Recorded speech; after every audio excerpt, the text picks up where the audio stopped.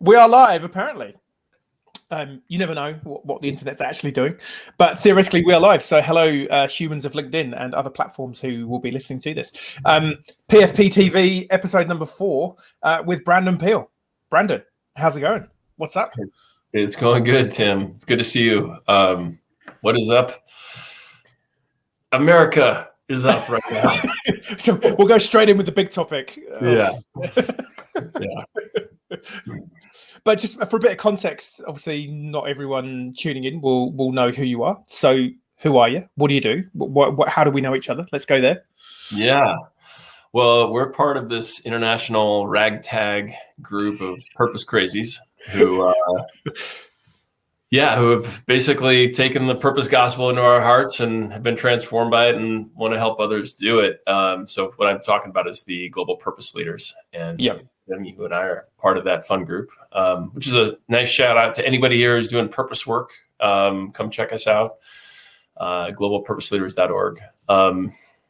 And yeah, I spend most of my time thinking about how we can connect people to their purpose and create a culture that feels empathetic, like where you belong and where your purpose is basically cared for, where it's stood for, where people are like, you're special, you have a soul, you came here to give a gift, and we're all in this together. So I do a lot of that work.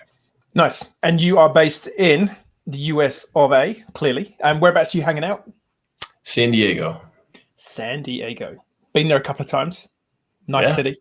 Yeah, the one that I did some training there back in the day when I was working in the medical companies.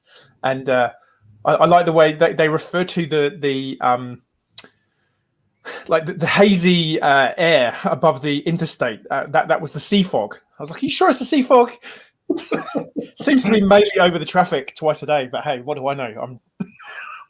I know. Like, yeah, no, that's not sea fog. Yeah. So purpose stuff. How did you get into, I guess, how did you get into this whole world of purpose? And where were you before that? Yeah, well, I got suckered into it, basically. So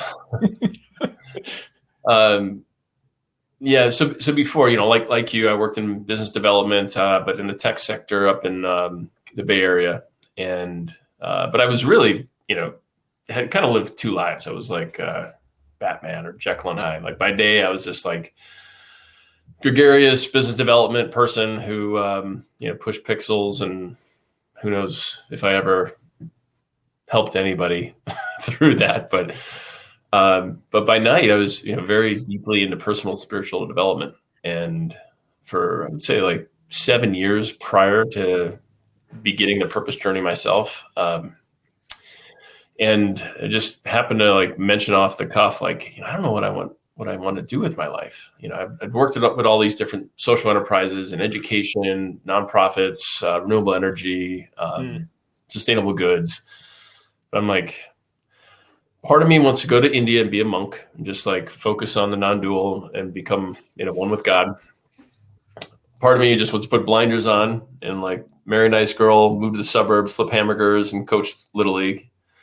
Part of me just wants to like go out to the bars and drink and pick up girls. And part of me wants to do like a Fight Club style takedown of capitalism. And they're all like equally alive for me. Which one do I want to do? Yeah. Which path do I follow here? I'm sure, like, as you can relate. You're a little further down the family path than I am, but yeah. I think what you are talking about there is something that is true for a lot of. I guess we can only speak for the guys predominantly because we're both blokes. I think that seems to be a common challenge because how old were you when that really started popping up for you? I would say the initial kind of descent into personal spiritual development began in my late 20s, and then 33 was when I started to do purpose work. Yeah. And I think that's pretty, I guess, from the Jungian perspective, it's that kind of 35 is the sort of a number that's pretty frequent for guys in particular to start going, I'm not so sure what I want to be when I grow up anymore. Yeah, super cool. So, what happened? You obviously, because I mean, I mean, for me, you're one of my kind of purpose gurus. It was you and Zach Mercurio, or I can never, is it Mercurio or Mercurio? Because some people with one C, because there's a town Lucca in Italy, and that's double C, which is the hard C, like the hard C. But I don't know. Italian people need to come up with some kind of consensus. Mercurio. I don't think there's a. We'll go with that. Yeah. Hey Zach, if you're listening. Yeah. Exactly. But yeah, Zach was one of the first people that I bumped into on my purpose journey, and he was like, "You need to talk to Brandon Peele," and I was like, "Okay." And then I remember checking out your website and your profile, and I was like, "I don't know that I'm ready to talk to this guy because he clearly is like the man in terms of purpose." So, yeah, clearly you're doing some really cool stuff. So, how did you started personal development work, which I think is the key to anyone who's not sure. Just become a better version of you in any part of your life, and that will give you some guidance. But yeah, was there like a moment for you? Because for me, I had what I call this really hard Brexit, where it's like, I'm done with the corporate world, I'm out. I need to go and find something else. Or was it more of a slow burn for you? Yeah, I would say. I mean, there were a couple kind of cracks in the matrix, or that happened. One happened right after college. I was like, I'd gone to Europe by myself, and I was raised in the United States thinking that we had the best of everything. It's like the best wine, the best country, the best democracy, the best economy, the best blah, blah, blah, blah, blah. And I get to Europe, I'm like, wait a minute. This is way awesomer in so many ways. So that's kind of like, I would say that's the first piece where I'm like, okay, maybe everything I've been told is not entirely factual. And then when I went to when I was in graduate school, I took this personal development program that just happened to be offered through my MBA program, and it just kind of hit me. I'm like, wow, I am profoundly ignorant. All I know how to do is Excel, PowerPoint, party, and chase women, and that's it. Like, and I know nothing about everything else that matters. Nothing of the soul, nothing of spirituality, mythology, psychology, comparative religion, poetry, all the things that kind of tell us who we are, what it means to be alive. So, while everybody else is going back to Wall Street and McKinsey and all that, I'm like, I don't even know, really. I can't even be for sure whether or not I exist. I need to I'm having some slightly bigger metaphysical. Yeah, it's like, I don't think I want to lean my ladder against the wall where I'm working 60 hours, 70 hours a week, when I'm pretty sure most of these businesses are making the world a worse place. So I came out to the Bay Area, where there, at the time in the mid 2000s or early 2000s, really, there weren't many places where you could have a conversation about doing well and doing good. So it was either like, nonprofit, government, or teacher, artist, or you were a corporate shill. And in the Bay Area at the time, there were social enterprises. So I worked for a few of them. But I also knew that that's where kind of the heart of the I don't know what you call it, personal transformation movement was. And I had just gotten that bug. So I was just gobbling up landmark programs, men's work, meditation, going to India, hallucinogens, therapy, you name it, just like really trying to, rip out the wiring and like see what's really true. And then in my early 30s, I met Jonathan Gustin, who's now the head of the Purpose Guides Institute. And he was like, after I told him about, Fight Club style takedown capitalism and being a monk and all that, he's like, oh, so you don't know your purpose. And at the time, I was in this very interesting place. I knew about personal development. I'd done a lot of that, like landmark, just kind of integrity, owning your BS, cleaning things up. And I knew about spirituality, meditating, and praying, and all that. But I didn't know anything about this lower world, this realm where the soul lives, or where that information about what your life is supposed to be for, what we call purpose, right? And I'm like, okay, let's do it. So I worked with him, and it was amazing. Like, really got clear on how my ego got constructed, why it was preventing me from listening to my soul's purpose, and then deconstructed it, got to the to the heart of the matter. And basically since 2012, I've been on a purpose path, just trying to help as many people as I can, books and teaching and coaching. Pursuit of purpose. I love it. Yeah. You touched on there's quite, as always, there's so much great content that you espouse. You kind of, for me, I think the education piece is a really, really key part of why so many people are not living an authentic. And I think you and I both know what we mean by kind of authentic, soul-driven life. But I think that's something else we can kind of unpack in a minute. But it's almost criminal, the lack of foundational education that young humans are given, like you say, in dare I say it, the arts, but ancient philosophy, even history. I mean, I say this, I've got a degree in medieval history, so I know a little bit about where, the UK has kind of come from and how it was established. But the more you kind of go back, the more interesting things you realize. And when you see things that are happening today, I mean, I've been reading a lot of Arthurian historical fiction books recently, really digging into this kind of period of 400 to 700 AD in Britain, when no one really, because the records are pretty poor, no one really knows what happened. And that element of we don't know really kind of appeals to me. But the thing that really resonates for me as a Welsh rugby fan, the Welsh Rugby Union has always struggled because of the provincial nature of Welsh rugby clubs, and they all want to be the best. Well, if you look at that in isolation, that's one thing. But if you look at it in the historical context, that's how the native Britons, who eventually then became the Welsh, that's how we've been all along. And that's why essentially the Anglo-Saxons invaded and took over most of the country, was because we couldn't get our shit together and just go, hey, actually, should we look at the greater idea here and maybe coalesce around this rather than us trying to kill each other? And so it's just really interesting that you look at that within historical context and go, actually, it's not our fault. Well, it's not. Yeah, we weren't kind of invaded. It was actually more the fact that we let that happen to us. Mm-hmm. And I just think, there's context in that. And there's so, I went to a couple of philosophy classes when I was at uni, but I just wasn't ready for it. When the teacher, day one, the teacher goes, "Is this a question?" I'm hungover. I'm going, what time does the pub open? I'm like, I don't know. Yeah, whatever, mate. Yeah. But how do you think? Sorry, you go. Well, I was going to say, I mean, you hit on a point. It is criminal. It's criminal how unattended the human soul is, because it basically, until we attend to it with the liberal arts, with, personal spiritual development practices, rites of passage, mentorship, guidance. It's basically ripe for exploitation.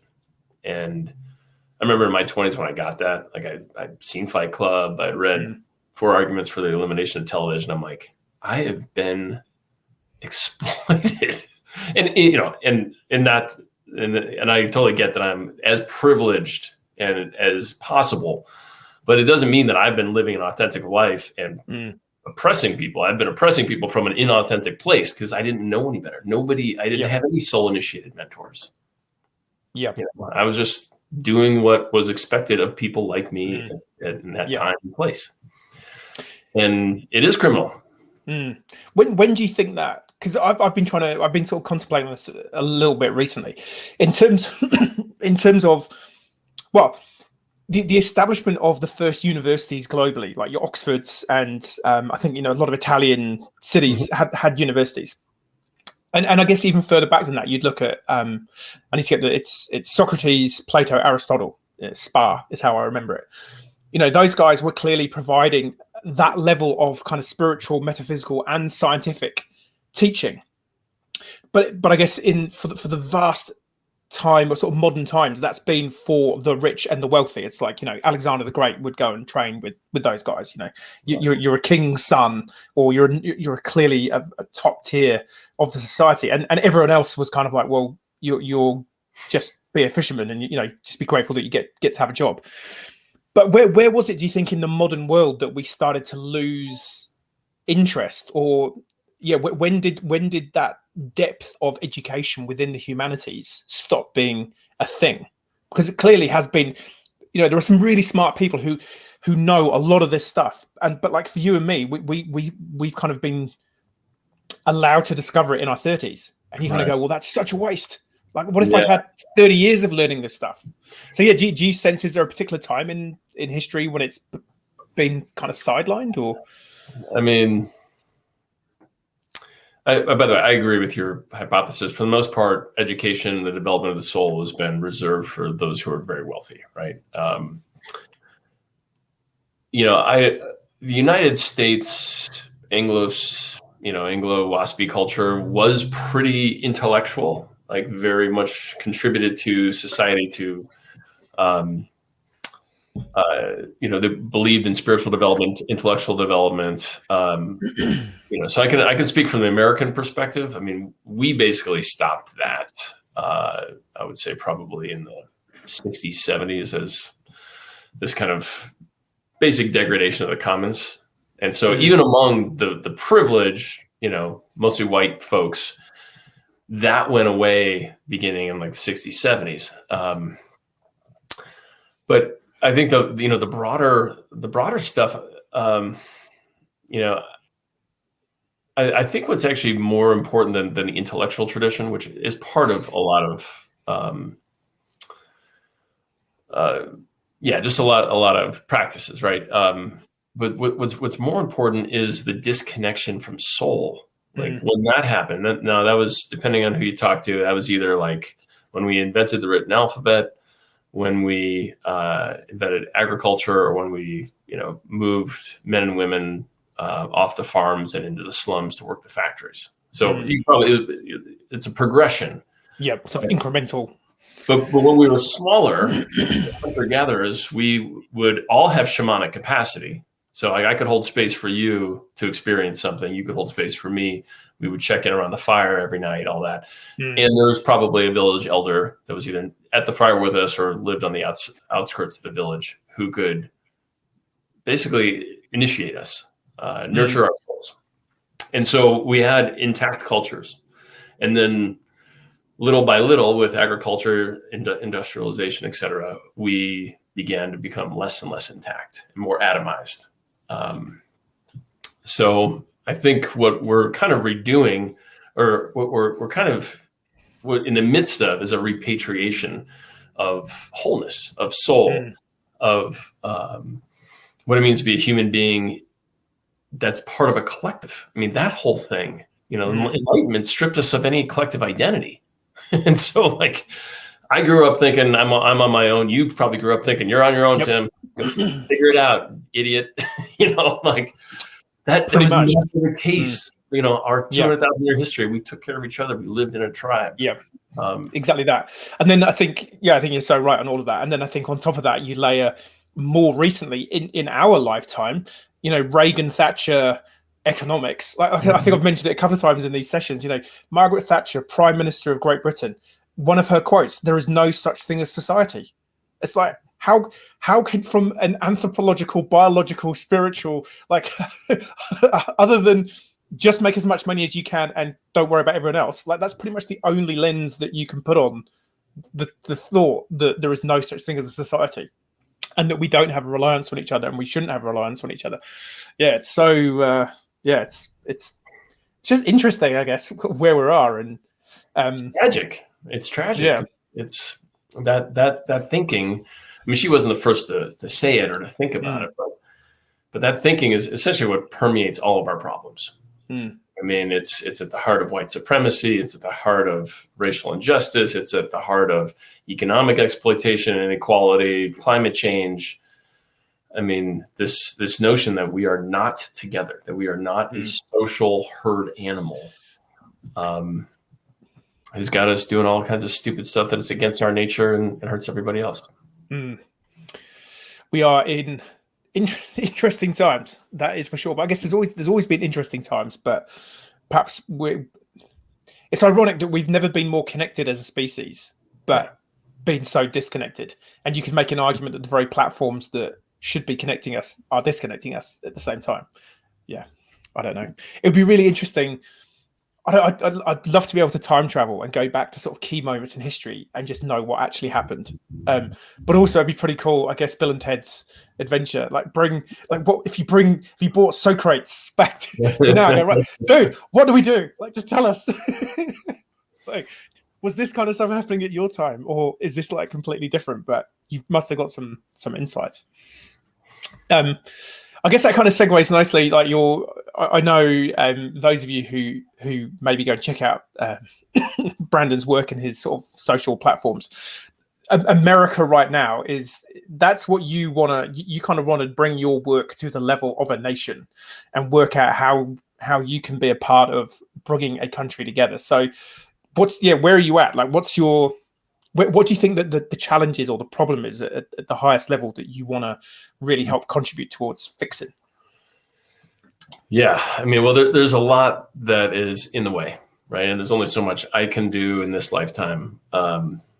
So, we've got gross inefficiencies and dysfunctions in the structural government, things with the filibuster and gerrymandering and how senators are allocated and money in politics. And so there's like political dysfunction. Speaking of Reagan, the FCC fairness doctrine, which then kind of turned into this internet free-for-all where you could literally say anything and not be accountable for what you're saying. There's no fiduciary responsibility to represent the truth. And there's no punishment, no accountability if you don't. So, I just, today in the New York Times, like, Biden voters are getting vaccinated. They're starting to go out. Trump voters are not getting vaccinated. They don't either think COVID's a hoax or the vaccine, Bill Gates has got a microchip in it, like living in these two disparate realities. So that's a big thing, like media truth, accountability. So we got the government dysfunction, we got the media dysfunction.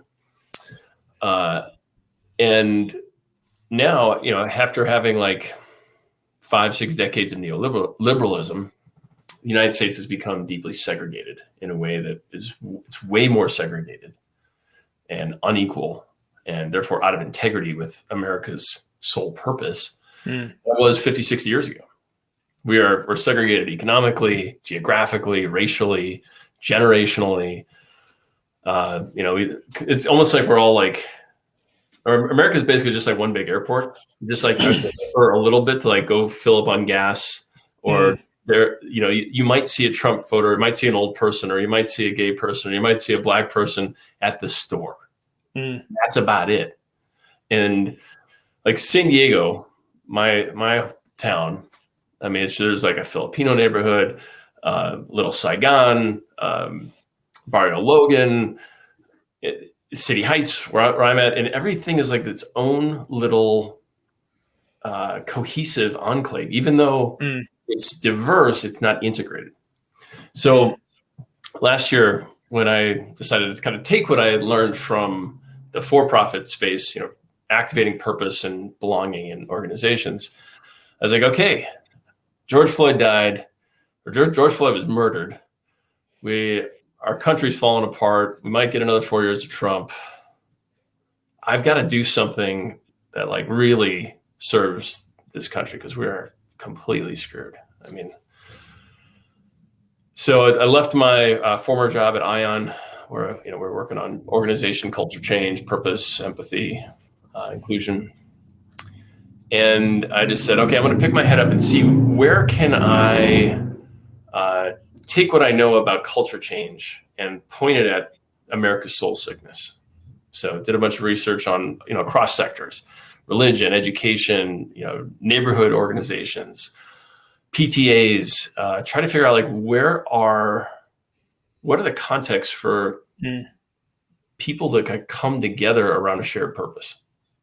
And what I discovered is pretty much what I just told you. We're segregated. And really the only place where we spend any time with anybody else who is not like us is at work. And so I'm like, I gotta go back to B2B sales. And no, because it's like 18-month deal cycles and people are leaving. The buyer has no money and even less power. I'm like, please, no, I don't want to do it. And the CEO's like, purpose, woo-woo stuff. Like, seriously? How's this going to help us be a better company? Yeah, exactly. So luckily, I mean, you and I know this, but there's a tide of purpose behind us. It's there are parts of it that are very pure. around like let's be something true that actually serves people, and then there are parts that are more whitewashing or purpose washing, as Zach talks about. Like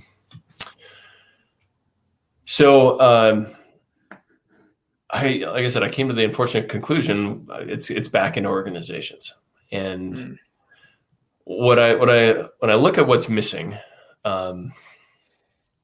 essentially the two things that are good for America and good for companies are purpose and belonging.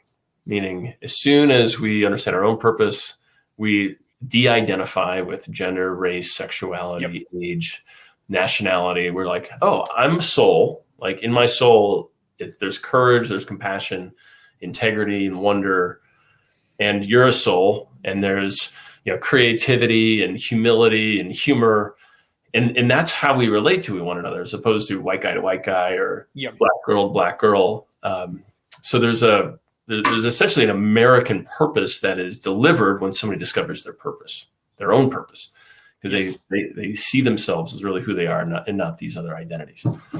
And I think if you've sort of transcended your own ego and bullshit and programming, like I remember when I was very young at school, someone told, and it was a very, very white upbringing. Someone told me that black people were a thing, and I'm like, don't be ridiculous. Like how can that be? Look around you. And then it was a couple of years later at school, we had a couple of guys. I'm trying to remember the guy's name now. He was like a genuine Nigerian prince who came to the school, and it was like, wow, holy crap! Like that guy was right. There are black people. Like, how does that work? Like, it was such a show, like rural England, it just, And I think for me, there was all that programming through school, and potentially through familial stuff, particularly around racism and what have you, that it's when you truly transcend and you go on your own purpose journey, and you get to that next level of consciousness, and you realize, well, it is all meaningless. It is all pointless as to arbitrarily, provide distinctions between people based on identities. It's like we're all humans trying to get to 80, 90 years, if we're lucky, and be able to look back at the end of it and go, it was kind of fun. It was worthwhile. I did the best that I could. And I think for me, that's why I'm so on the purpose thing, because it's if you have transcended and you have reached a level of purpose, like true purpose, you will not want any other thing to suffer. So you automatically get rid of any of the isms that that affect us if you are truly of purpose, because you just won't tolerate it. I agree that impetus is there, and that's within every awakened soul. And speaking as somebody who was raised with a lot of the biases, a lot of the isms, I'm still ripping stuff out. Like, it's been over a decade. I'm still finding, and my wife is always telling me, like, that was pretty sexist. I'm like, ooh, yeah. Oh, really? Yeah. But you've got 30 odd years of conditioning that you're working through, so there's going to be the odd lapse, but the intent, I think, and I think that's the key. We're unlikely to get to perfection, but if we're all striving at least for that. I totally agree. I mean, for me, I think it's the individual within the organization that's the level of change. Because if we create better individuals who have transcended and who have reached their highest level of purpose-fueled performance, you will create organizations who will do more good, who will create more change, which will then put the pressure on the systems. Because I totally agree. I remember reading when I was kind of going through my purpose journey, I think it was a Washington Post article where a professor, can't remember from what university, but he'd basically done the research and said, you literally might as well not vote in a US election, because it's all been figured out based on the financial contributions of large companies as to who's going to win. Like, they did the evidence and said it's like statistically it was Princeton. Insignificant. That's the one. And you kind of look at that and you go, cool. So the way we get better leaders at the top is to have better humans working in better organizations who demand better systems. And that's kind of my bigger theory of change. Well, Tim, hope you're got your seatbelt on, because just wait. Like, you probably see some of this research around some McKinsey put this thing out a couple of weeks ago. It was like 2/3 of American workers have re-examined their life purpose since the pandemic.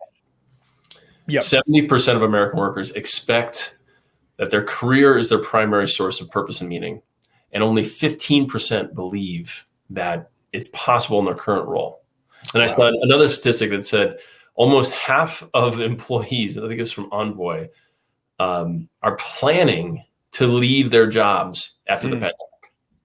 Wow. So there's a desire for purpose, the awareness that it belongs at work, and that I can't do it here. So the smart people leaders are going to start to do a bunch of purpose activation programs.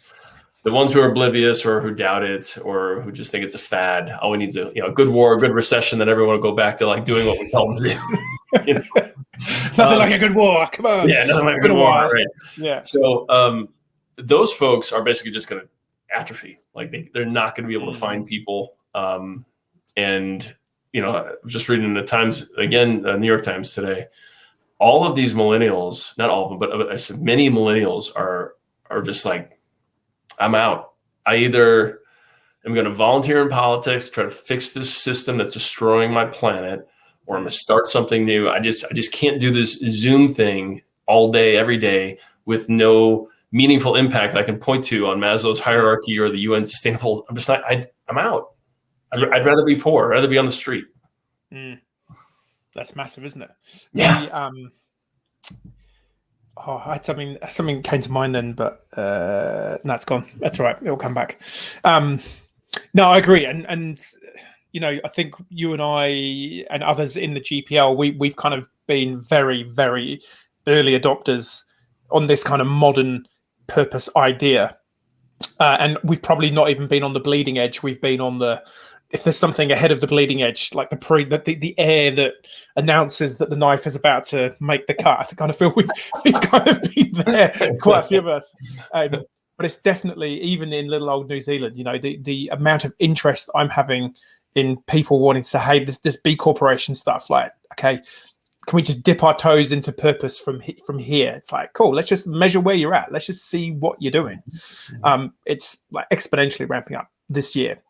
Yes. And I think the pandemic is, I don't know. There's the whole, was it Charles Eisenstein, his Corona letter that he wrote, like it's maybe this is part of something that we just need to have as that pause and that reflect. And yeah, I'm massively hopeful that many people who have the opportunity, and I'm not suggesting, clearly there are a lot of people in a lot of countries who are struggling economically, financially, spiritually, mentally, physically, but that's kind of always the case. But not to diminish that, but there is a strata of people, particularly in the US, who have the wealth, have the opportunity, have now been given that challenge. And I think that's really the only time people go and seek purpose is when, was it the phrase, you only change when you're sick and tired of being sick and tired. And that's what I was going to say. Like, this is something I talk about frequently in my sort of workshops and stuff is, when you look at the engagement stats of people at work in employment, I always imagine, so you've just spent 2 hours creating this spreadsheet of stuff which you don't care about, which is not going to make any difference. And you're about to email that to someone in another company who equally doesn't give a shit about anything in that spreadsheet. And they're going to have to spend 2 hours looking at it and reporting that to someone else who also doesn't give a shit about that spreadsheet. Yet we're all doing it. It's like, could someone just stop sending the spreadsheets or the PowerPoints or the Word documents just for one day and see what happens? I want that for everyone. Yeah. Well, I think we're getting there, man, and you're certainly, you've been doing this for longer than I have. So it's guys like yourself and the other crazies in the GPL. I think pretty soon, though, we're not going to be seen as the crazies. I think 5 years ago, we were definitely like, what is this group of woo-woo crazy people talking about soul and spirit and da-da-da-da-da. Whereas I think, more and more people have had that pause and that reflection and kind of gone, maybe there is something else. And I think you look at the history of humanity, it would suggest that there is more. I always pick on Excel because I don't like Excel. But it's like that maybe there's more to life than just filling in Excel sheets for some guy or girl who I report to who equally doesn't give a shit about this stuff. Yeah, it's really, really funky time. Yeah. The good news though is that, like, so if you go back to like when 9/11 happened, right? In the United States, a bunch of people revisited their purpose and what they wanted to do. But there wasn't much out there in it was 99, right? 99, 2001. 2001. Yeah, it was 9/11, 2001. Yeah. There were books, you had to look for them, but there weren't that many guides. There wasn't e-learning. You couldn't do big group programs online. Nobody was doing it in organizations, and we didn't have like all the science, all the aggregated science wasn't. So now it's like there's a much bigger bridge for people to walk on from this place of meaningless Excel to a purpose-driven career in life. So I'm like very excited. I'll give you a sneak peek of our next GPL call. Is going to be about like this wave, this wave of purpose changes, purpose discovery, purpose activation that's going to happen once the pandemic gets under control. Nice. I'm just putting on the ticker below the scienceofpurpose.org, which you have been, again, this is, you underestimate, I think, how much you have contributed and are contributing to this movement. So if you are still, I mean, it's interesting because there's like when McKinsey and co are getting into hey, purpose is a thing. And I've got a couple of browsers open on my desktop here from EY and PwC. This is mainstream corporate thinking now, that purpose is a thing. If you're still not sure that purpose is the thing that you should be looking for, and that's kind of, for me, that's why I chose purpose fueled performance as my tagline. It's like you're missing out on the ultimate untapped. It's almost like a nuclear level type of energy that just keeps on going. If you're not convinced, check out Brandon's website, scienceofpurpose.org, and you are just collating more and more. Like if anyone can throw us the evidence that shows being on purpose is bad for you, please send it our way, because either we're in a massive echo chamber, which is a possibility because we do tend to hang out with a lot of other purpose type people, but I can't see how there is any evidence. There was one thing, it was recent, and I posted it in the GPL forum. Not that it takes anything away from the other research or the movement, but what they found is that organizations that have a big social purpose, I think like impact entrepreneurs, nonprofits, there's a strong potential that they essentially sacrifice individuals on the altar of this larger purpose and end up burning people out, and they have all kinds of mental and physical problems as a result. Yep. So you can, I mean, and again, I just posted this other question last night about like, that's why we have to have individual purpose awakening in tandem with organizational or social purpose. Because if it's just organizational, that's WeWork. That's Adam Newman selling a bunch of BS, telling people about meaning and purpose, working them to the bone, but they're not actually doing anything. They're not actually improving people's lives. There's a whole number of organizations that talk a big purpose game, but in reality, like, you can't be about a purpose if you're not about the purpose of your people. So, yeah, totally. But I get a sense that, having spent time working in the not-for-profit sector as well as the for-profit sector, and I'll definitely reference Michelle Sharp here, who was CEO of Kilmarnock Enterprise when I was hanging out with them. She's now CEO of UNICEF New Zealand. And the thing that we would constantly say to each other is like, doing good should not be this hard. But I kind of feel there's an element of, there is systemic change that we are wanting to force and push. And the overarching narrative, I think, is crumbling, it's cracking, and it's realizing that it needs to change.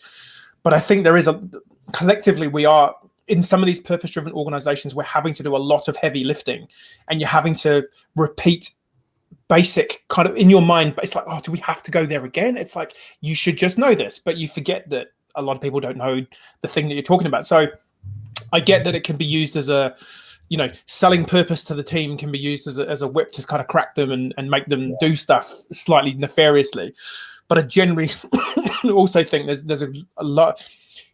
I guess there's a what's the word I'm looking for? Like a personality type proclivity to want to do good. That means you typically put yourself last anyway. That kind of martyr type personality type, which is kind of what it's known as, like for the greater good. And the risk is you take that too far. And so I think there's stuff around that. But I guess the argument would be, the counter argument would be, well, it's better to be burnt out trying to make the world a better place rather than be burnt out for the corporate shill who but hey, maybe the money's better working for the corporate shill. So I don't know. Yeah, that's not it. No, but you know what I mean? It's like, no, I totally hear know. that though. Totally hear that. Yeah, absolutely. And it's been a journey for me too. I'm maybe like, actually the pandemic helped me. Pandemic helped me feel more and helped me kind of create more spaciousness, because I was full tilt. I mean, just like 60, 70 hours a week, up at 6 a.m., reading, writing, calls all day, till like 7-ish. Everything I did in the evening was purpose aligned, purpose driven. Like, there's this country song. Oh God, who's it? I think David Allan Coe, but it's like, I need a little time off for bad behavior. Like I was doing like no bad behavior. It's like, but it's helped a little bit, but I definitely know like a lot of folks out there are, sacrificing themselves on the altar of impact. Yeah. Yeah. It's tricky, man. Yeah. Like I said, I think it definitely feels like we're at a time in history where there's a lot of stuff that we're kind of doing stuff that maybe hasn't been done to the level that we feel we need to do it. I don't know. I think that's something I have to kind of keep reflecting on it. We're, like what's the Al Pacino in Any Given Sunday, inch by inch, yard by yard. It's like we're in the trenches trying to get to that touchdown. But when we look back, or when someone looks back in 100, 1,000 years time, and we'll be like there'll be a tiny footnote in the history books. And from sort of 2018 to 2025, there was this whole purpose movement, and they kind of nailed it. Yeah. But when you're right in the thick of it, you lose sight of maybe the context of what's going on. But it's work that needs to be done. Yeah. I mean, because I feel like I've been doing purpose my whole life, but it hasn't been my whole life. It's been like 9 years. But it's like at the same. I think back to like 2015, and it feels like a million years ago. I'm like, I was a child back then. I didn't know nothing about purpose years are like dog years. It's like nine times 7. Feel like, I've been immersed in like you said, the inch by inch. Like, okay, let's make this connection and do this program and bring these people together. And slog, but wouldn't have it any other way. Not gonna go sell insurance.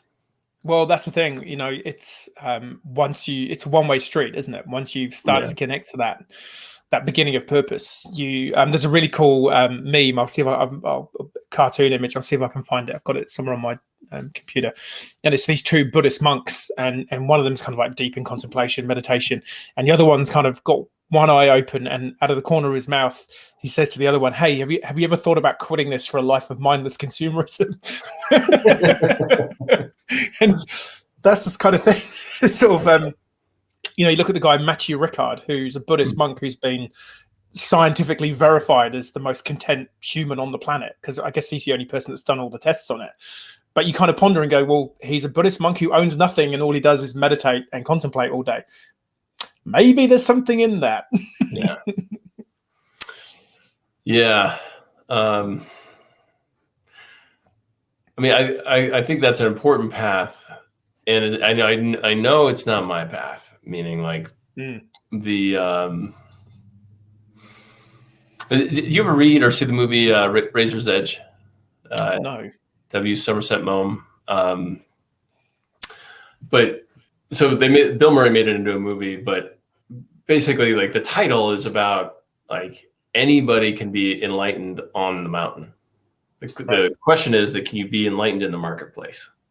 And to do that is like walking the razor's edge, because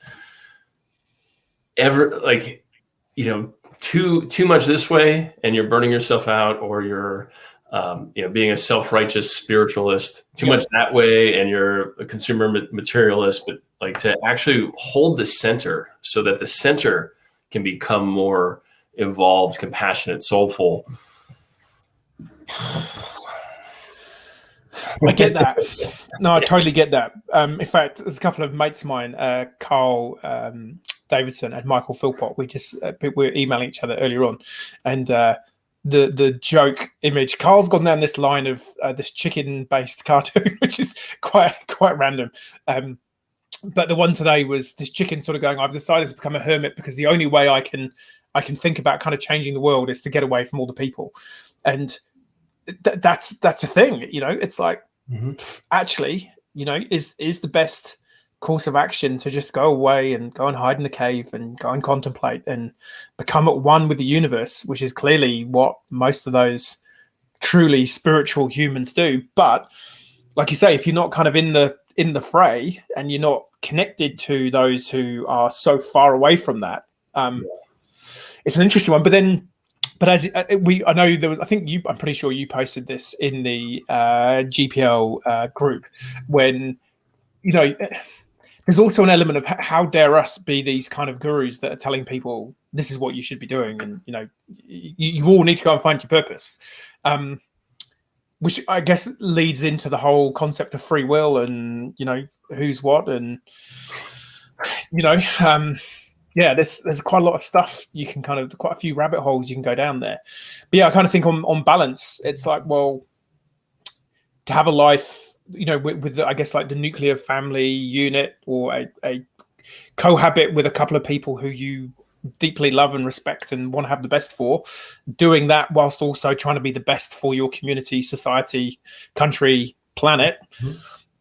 I think that's the thing. I mean, what was it, 3 or 4 years ago now? A group of Japanese scientists landed a robot on an asteroid, and you kind of go, well, with that level of technology, what if we attached the equivalent level of, whether spirituality is the right word, but humanity? We have no idea. I don't feel how amazing a thing we could create. With the technology we have at our disposal, or we just go and blindly create AI robots that destroy us.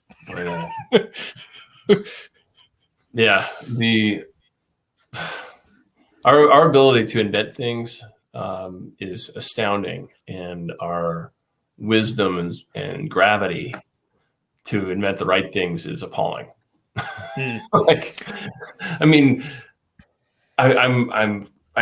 I love invention for invention's sake, like science fairs, creativity. Creativity. Like, people just geek out on like, oh, let's see if you can do this, let's see if you can do that. Like, great. And we have so many low-hanging fruit that can help so many people like pretty quickly.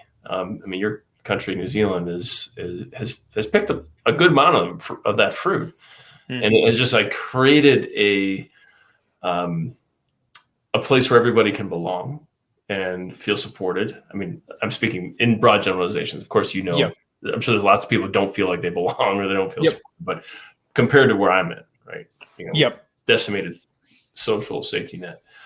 But that when we're attached to our purpose, if there is something that we can do to eliminate suffering, we do it. If we're not, we sit back and say, it's not my problem. So good on you and your people for like having a profound level of connection to purpose, that you decided to ameliorate so much suffering. We're pretty far behind the game right now. I think that's a really interesting concept, that because I was listening to I've been down a real Joe Rogan podcast rabbit hole this last couple of weeks, and he was talking to, I can't remember who he was talking to, but they ended up talking about Ray Kurzweil and the whole singularity thing. And, his attempt at creating, 1,000-year human. and when you listen to, I'm briefly aware of the Singularity group and Ray Kurzweil and all that kind of stuff. But what was quite interesting in terms of, integration of the shadow and why are you on a path that you're on? His dad, Ray Kurzweil's dad, died at the age of 50-ish. So is part of Ray Kurzweil's desire, I'm completely hypothesizing here, is part of his desire to create a 1,000-year human actually the lack of trauma work that he's done in releasing the trauma of his dad's dying ahead of his time, and he doesn't want that suffering to happen for anybody else? But has he done enough? I don't know. Presumably he's done a lot of personal growth development work with your Ray Kurzweil. I'm sure you have done. But it's just interesting, like, what's driving the desire that you have to create a thing. And I think that's what's quite scary when you look at there's a group of like Russian oligarchs who are creating like these first transhumans who are fully AI humans, and you kind of go, well, okay, who are these dudes and dudesses? What are they totalitarian communist ideologues who will raise Stalin from the grave given the first opportunity, or are they genuinely good humans who just want the best for humanity? Yeah, I don't know. Do they know? Does anyone know? And so I wonder. I think it's the same with when you look at the whole political stuff. It's almost like we need to create. Maybe this is where the GPL steps in. Every politician should have done a serious amount of personal development work. Oh yeah. To before they should be in a position to lead a country effectively. But it's like Billy Connolly's comment, the comedian. Anyone who puts themselves up for election should automatically be discounted as being electable. Truth. Well, you bring up a good point around, Kurzweil, and I would even say, like, kind of, I think what you're pointing to is like, let's say Kurzweil and shadow. Like, what you're pointing to is that, like, if we fully get what it means to be a human being, that means we've befriended death. That means that we are not trying to escape anything. That we're not projecting our fears or our sadness that our dad died too soon in generalizing on everybody else. Now, Kurzweil, he's so interesting. I mean, just like anybody who's got an immortality thing going on usually has not healed or at least looked at the trauma, because they're like, something's bad, I'm going to get away from that thing. Now, if he were to go into it, he'd probably meet this, deep sadness and grief, and potentially on the other side of that would, find some good use of life extension technologies and longevity and whatnot. Did you ever see the Battlestar Galactica series? The most recent one. So in the very recent one.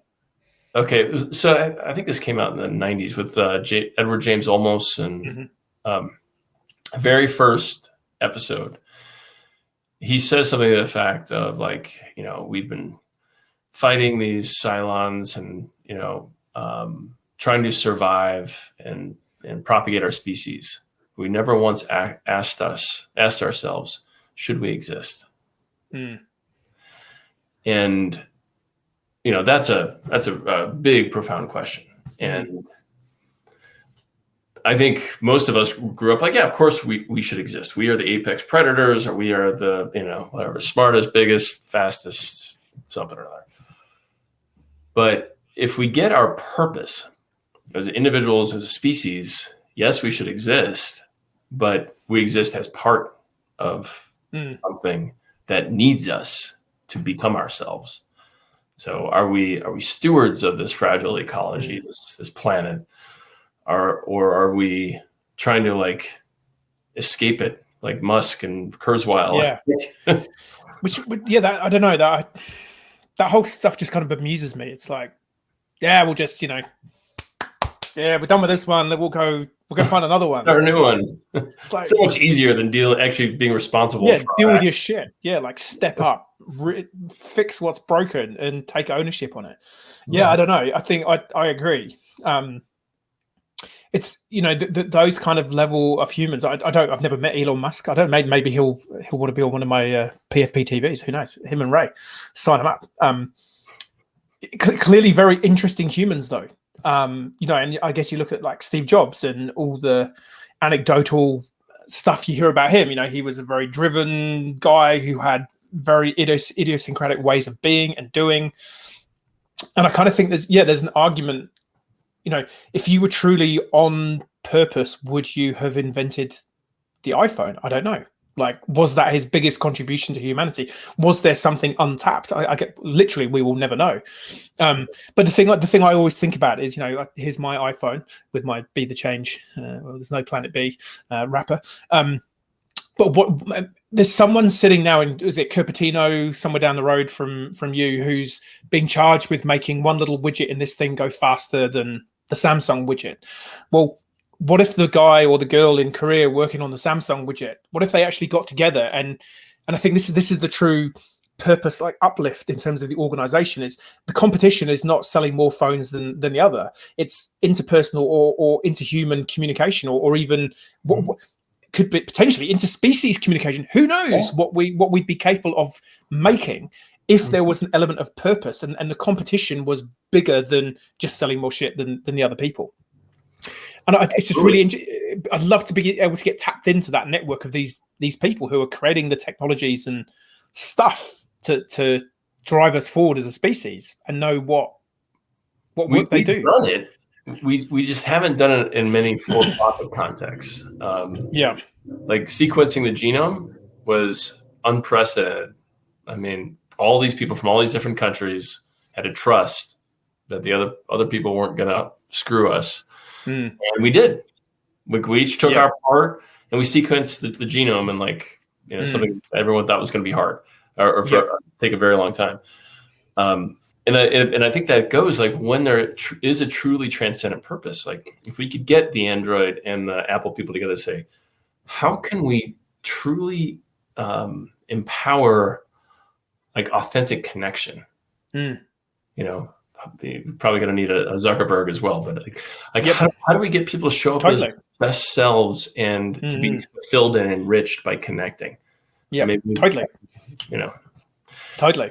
That's the higher purpose of the technology business. Now, we just need to enroll those CEOs, and their board and their investors in that idea. Meanwhile, those same high performing employees are just trying to make you all click on ads more quickly and more effectively, which is a bit of a sad place to be.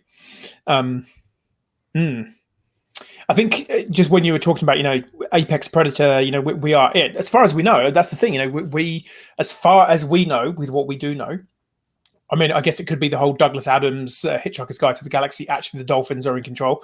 I mean, I jest, but who knows? Like in 1,000 years' time, who knows? But as far as we do know, we are it. We are the peak consciousness. We are the only species that theoretically is truly aware of its actions and its inactions and what it can and can't do. So it kind of is on us. And that's why for me, it does just keep, it's this balance of the individual acting in a collective manner for the betterment of both. So that both, and I think that for me is like the nexus point of purpose is you be the truest version of you, bringing your gifts and genius to the planet, to the benefit of the biggest number of people and things around you. And I just think that I keep coming back to it kind of almost has to be inch by inch, yard by yard, individual by individual. And we just create this new normal. But I guess it's, have we got enough time on our side before shit really goes wrong? Yeah. I mean, that's another question, but I think I forget who, I think it was Wendell Berry or somebody had asked this person, like Bill Morris, I think, had interviewed, I think, Wendell Berry or something, or Thomas Berry, maybe. I I get them confused all the time. But he said, what do you say to the environmentalists who say it's too late? And he's like, we don't have the right to ask that question. Like, that's not what it means to be a human being. What it means to be a human being is, did I put forth and show up when I could? Did I meet humanity where I was at and do my best? That's the only question worth asking, because we'll never know. Reality is emergent, dynamic. It could literally just be the next corporate exec that starts her own business to do something good that tips humanity towards the sustainable generative future. So it's we're definitely like knocking down dominoes in the right direction. And it's important to ask the big question too. We should I think, spend more of our time like, how can we activate more purpose? Totally. I think it's because you're a former rugby player as well, and I googled it once. Like the fastest try ever scored in rugby is something like, it might even be like a second or 2 seconds. Like literally from the kickoff, ball goes deep, defender fumbles it, goes to the winger, scores in the corner. And the context of that is when you're playing the game, you've got 80 minutes. For those of you who don't do rugby, we've got 80 minutes to score more points in your position. You're 1 point down with, theoretically, if you have 2 seconds on the clock, you can still win. Yeah. And I think that's, it can become overwhelming. It's like, there is so much. Like, where do we start? There's the climate, there's society, there's there's like 1,000 things that are oppressing me, or I don't know what to do. But it's like, you just need 2 seconds. In 2 seconds, you can score the try that wins the game. Figure out the play, execute it with the right reason behind it. It's like, we can do this. Yeah. And we've seen it's not just rugby. It was Michael Jordan, Joe Montana. I mean, stuff that these folks pulled out of their keisters with 2 seconds left. I mean, we can do it. And we can do it. I think it was Michael Mead. I know we're over time, but Michael Mead, he said, if you're still good for time, I'm still good for time. So, but he said basically, like, the moment of collective soul planetary transformation is going to be when everybody risks everything at once.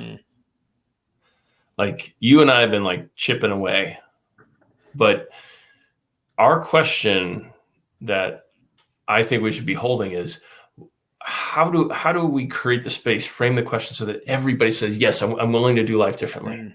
Like, I get that even the best of times has sucked for me. My wife left me. I was working too hard, gained 40 pounds, hated everybody, was jealous of all my peers, blah, blah, blah, blah, blah, blah, blah, smoking too much, all that. Like, if we can all just say, it's all made up, let's just do it different. We have enough stuff to go around without destroying the planet and putting on airs about who's better and this and that and who deserves this. And like, if we can, hold the tension long enough, Mead says this, like, bird of good omen presents itself. It comes forth and says, follow me. And then we go. But it's going to take us getting a lot more people up to the platform, up to the edge to jump. So one theory that I've been pondering on, so it would be this. So let's say midnight tonight, there's a letter that gets pushed under everyone's door, pretty much let's call it in the Western democratized world. And in the letter, you will get it. And it says, hey, dear Tim, dear Brandon, tomorrow morning, you don't go to work. You're having a week's holiday. Don't worry, it's all covered. It's all good. In 7 days' time, you're going to have a second letter put on your doorstep, and it will explain how the new system works. And so everyone has a 7-day holiday. We have great time, obviously, Corona permitting. Meet responsibly, 2 meter distance. We go and have a great time. We just go and relax for a week. And then my theory for the new way forward. See, hearing it here, I'm pretty sure I've not said this live on the internet to anyone. So the theory is that kind of like a universal basic income is given to every human, and it would be what's the word I'm looking like, kind of mortalized to how many years you got left. So they go, hey Brandon, you are in your 40s. we've done the research. You should get to 90. Therefore, you have that amount of money now in your bank account. So if you don't want to work, you're good. If you want to go work, if you want to go and do stuff, that's cool. But you don't get any more money from us. So if you go and invest, if you go and put it all in the casino and you lose it, that's tough. Yeah. When you die, instead of the money going to your kids or your family, the money just goes back into the big kitty. So every day when a new child is born, they have enough money in their bank account to get them through to the end of their days. So that's my one big ass theory on how to create that kind of system change where everyone has enough, you know, and the housing would be just like, that's just given to you. You have to worry about that. So there's a good guy, Rutger Bregman, I think he's called. He's done a couple of books on sort of positive, I guess, trying to show that humans aren't complete muptards, as a lot of people like to think, that every human's just evil and going after themselves. But he sort of breaks down the UBI way and sort of how you can make that happen. So that's my theory, like to create a new system where you don't have to have this artificial competition and scarcity of a society, and then everyone's just allowed to get on and be the best version of themselves. I love it. So there you go. It makes me want to read a nice short, like kind of a short story about this, like and how it worked. There's a book called Some by David Eagleman. He's a neuroscientist, right? And it's basically fiction. It's like he just envisions these like alternate universes with different laws of physics and different conditions. And I could see, like, if you cracked open a couple of beers, I think you would have a really good, I guess what you call it, like alternative future. And that may indeed be what's missing. Is like people need to imagine that it's possible. Like, oh yeah, you kind of see that happening. Like all this money right now lives in these, 1,500 bank accounts. Everybody else has got nothing or debt. Let's just take it from there, distribute it this way. Yeah. Those guys are still fine, by the way. Yeah. Everyone's doing okay. Yes. There's two parts that I remember going to a TEDx event years ago, and there was a guy, Stuart Candy, who's a futurist. And his the one comment in his talk that kind of blew my mind is he said, the future is not linear. There are as many potential futures as you can imagine. And you just kind of go, no one's ever actually told me that before. You just presume I'm on a path. The sun comes up tomorrow. I go to work tomorrow. It is linear. And this is the thing. It's like, no, we can create any potential future that we collectively come together to create. And then the second part of that is whenever I every now and then will watch a game show on TV, just when I'm stopping for lunch or something, I'll just put some junk on in the background. And you kind of go, well, this game show, this person can maybe win £20,000 or $20,000. That money doesn't exist. If he wins it or she wins it or doesn't win it, the money was it was just game show money. And it's like, but that's like the world we live in as well. It's just game show money. We can just make up this money and give it to people.